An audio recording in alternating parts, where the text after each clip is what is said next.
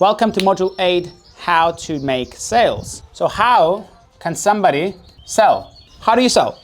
Right, the first thing that you have to understand is that everybody out there is a salesman, right? Every conversation that you've ever had with somebody was a sale, right?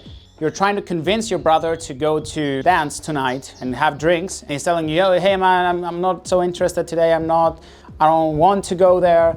And then you bring arguments to him by saying, hey man, there's gonna be really cute girls, you have to go, or whatever. And you bring arguments, and he's like, oh, I'm not sure, maybe. And you say, hey man, after that, we're gonna go eat. And the drinks are on me, by the way. And you're making it like an offer, like a package that gets him to be more interested in that. And then slowly, you start changing his opinion about then going out. And at the point he starts saying, you know what, yes, okay, we'll go out.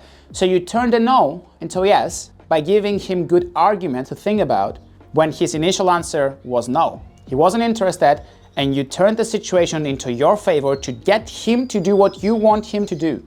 This is what sales is. You're trying to prove a point, you're trying to get across your message and try to convince people to do something that they otherwise wouldn't want to do. They would be against it. And one of the best ways to actually sell to somebody is ask them, would you be against doing this today?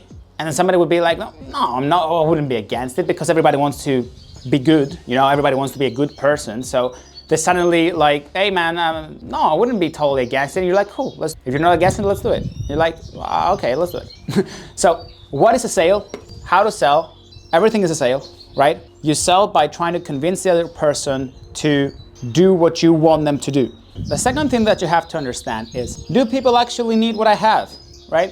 If you have oil and you sell it and somebody has 10 liters of it and they don't need it, why would you want to sell them in the first place? There has to be good reasons behind selling. You can't just sell whatever you want to anybody.